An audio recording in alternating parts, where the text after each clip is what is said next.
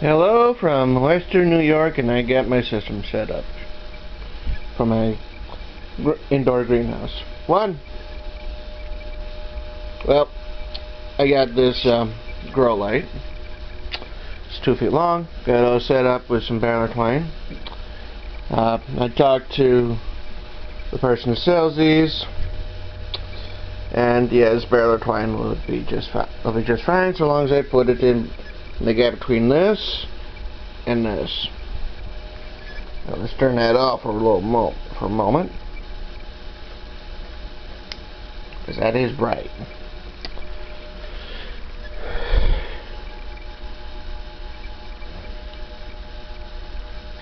And as long as you keep the twine away from the ends, should be fine. You know, certain plants need a little bit extra light, you know, like tomatoes and peppers. And most any. And given the, well, probably okay. I mean, turn this on, might do a job, same with this thing. But another thing I got is a heat mat. I'm not 100% certain if it's working, but it feels a little warm, you know. The idea is that this raises the temperature of the soil like 10 to 20 degrees. That way it's, because at the moment the temperature in here is about 68 degrees. So, although the soil in here feels a little cold. Again, I didn't have it on all night, so there's that. Another thing I recently purchased, very useful. I mean, a good gardening book, especially if there's something you do not know. Sometimes you need a little bit of expert, and okay, let's be honest, YouTube, very good. YouTube is very good, YouTube. Come on. Give me a thumbs up, okay? But every now and then, let's say you don't have access to a computer or internet and thus can't go into YouTube. And you can't figure out how to grow squash. Oh, that's actually a really simple one. I actually did that by accident.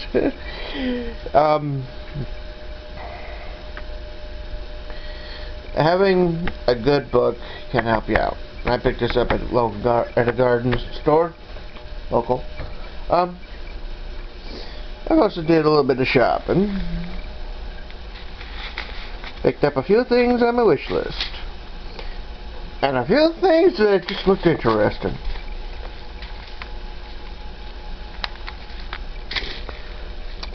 Broad London leek. I got the American flag already, so I grabbed that because it was different. Again, grabbed this because it was different from what I already had. And I don't even know what color flesh is going to be.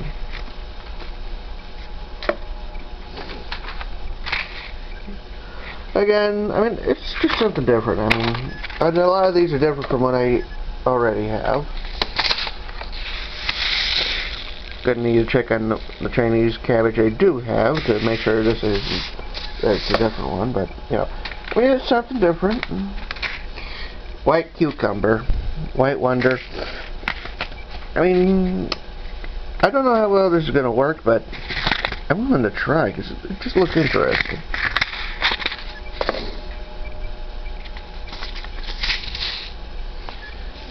Mustard, India. Never eaten mustard before, with the exception of the stuff you put on hot dogs. Got another purple basil.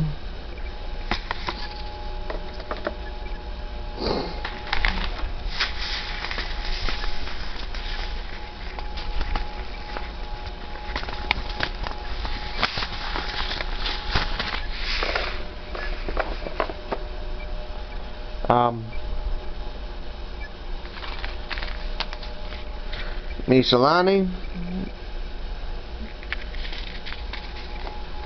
you know, loose leaf, mixed blend of different lettuces, and this here got a red cabbage,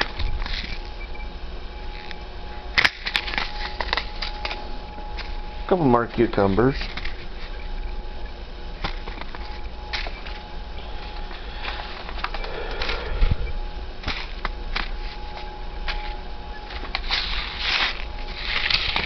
got some radishes,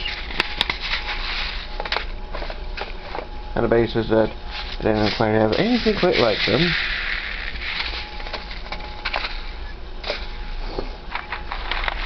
You got some cowpeas,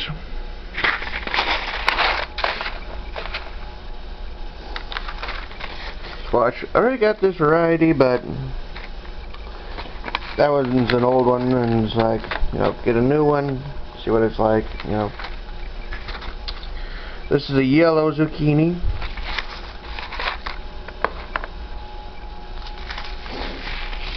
Spinach. Can't go wrong with that.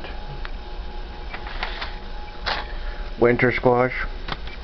Got a couple of different things in here which all look interesting. Mini cucumbers. One moment.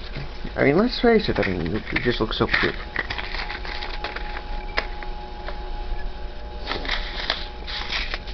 Another radish.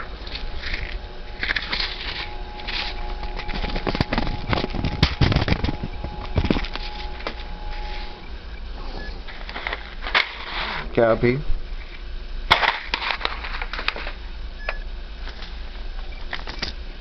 A pak choi. I kind of hope this is different from the one I already got. Toy choy. Got another patty pan squash. This is a green one. Got another pumpkin here. Lady Godiva. Apparently this is grown mainly for the seeds.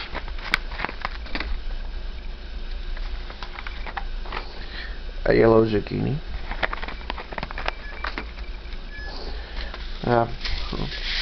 Rocket salad. It's like probably give you like a wild sort of look at your salads.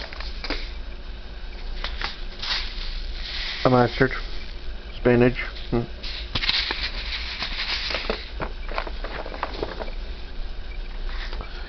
Tomatillo. It's a purple.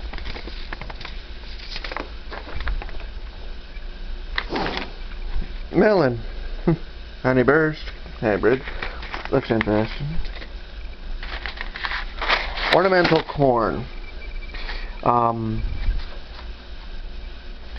You can eat this or you can use it for decoration.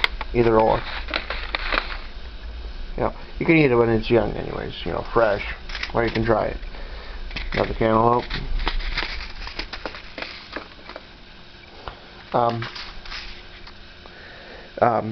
Another cucumber.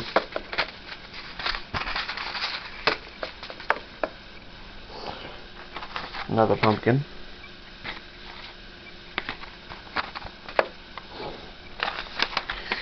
This is a New Zealand spinach.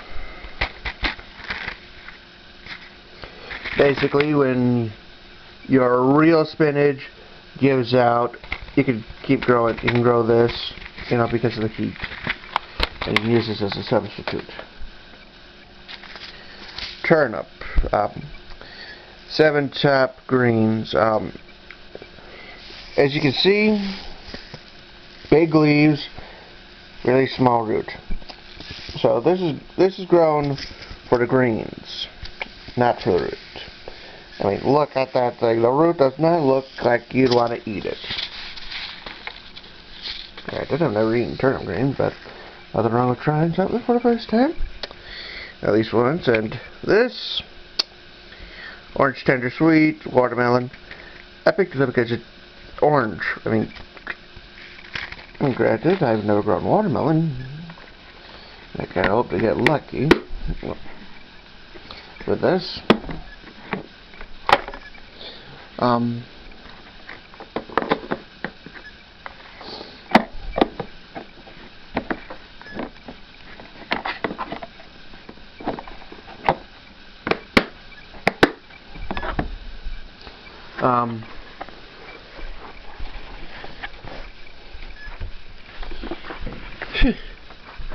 Most useful investment is this these tackle boxes.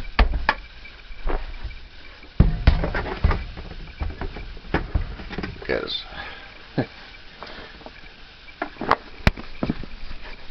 Let's put it this way. If I ever decide not to use them for holding seats, I can at least give them to my cousin's kids. And I can start fishing with them. It's cheap, $5 a piece. Probably won't buy any more seeds, or at least not too many more, because, you know, I've done my spending. Woo! You know, got pretty much everything. Wish list and a few others, and I think Ferris here sees a cat or something. I'll let you out in a bit.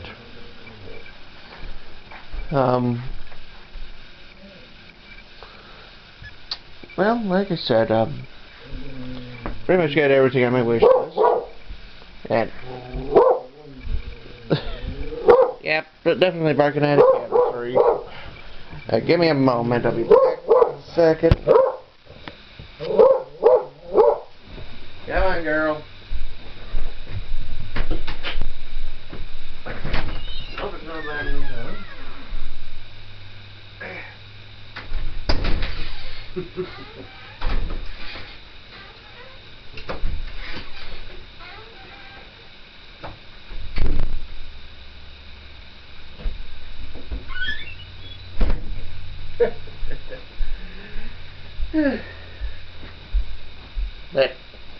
That Paris of mine is a spoiled princess. That's what she is. She's a spoiled princess. Trying to figure out who's intruding into her domain. You know. But I suppose if you get a dog, you know what that's like. Well, like I said, grow light, eating mat, everything that expert advice, but of course more seeds. Of course, mainly what I do, of course, a lot of the stuff I haven't grown for the first time, so I'm pretty much, you know, try to get all the expert advice I can get.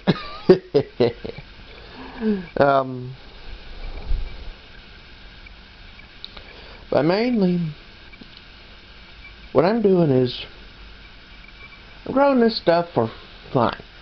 I mean, granted, it's going to help with reducing the food bill a bit. But mainly, I'm growing this all for fun. I mean,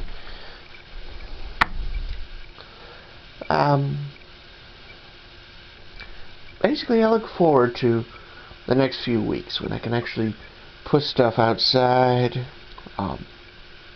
watch the peas start up. Let's see here. What starts outside first? Gonna need to do a little bit of research on cow peas. But let's see here.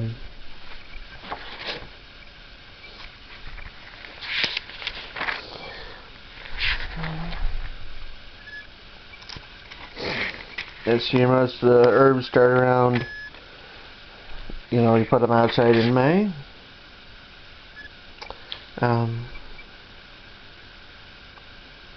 Let's see here. Where's March at? Starting around March.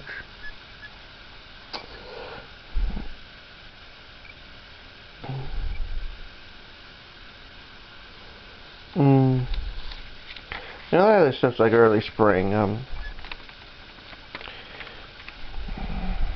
see here. Carrots gonna start around April.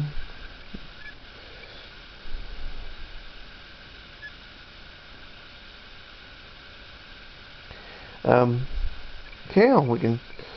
kale and I guess collard greens. We could start in around late March. Let me see.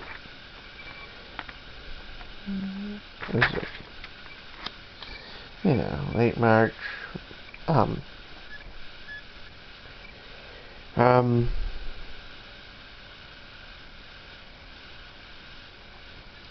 And you got to eventually followed by most everything else. Okay,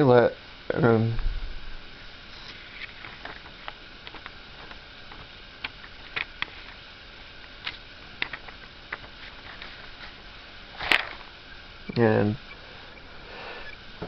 carrots and whatnot, and then eventually, yeah.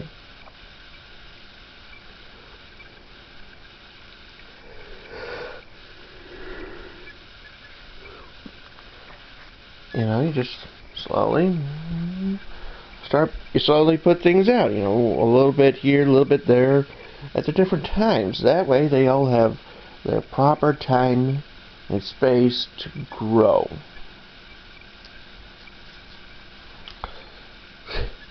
Now I know I got a lot of seeds, and who knows, maybe I'll plant a lot, or maybe I'll plant a little bit here, and wait a few weeks, wait a week or so, put in a little bit more, so on.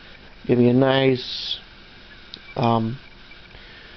continual harvest, without producing too much here, too much there, not enough there, that sort of stuff. I mean, that's what some people think they do, and I'll probably make mistakes. I know I have.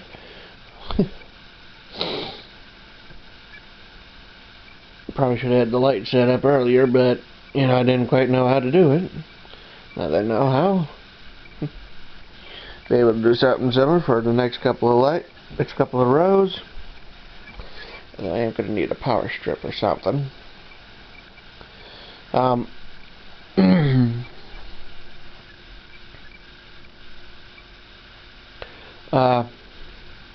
Basically, you just need to have a little bit of fun, I mean, get different varieties, and basically just have fun, really. Just have fun when you're picking out the seeds. Have fun when you're setting things up. Have fun when you're putting the seeds in the ground. Just have fun. Well, this is Western New York. Please subscribe if you like this.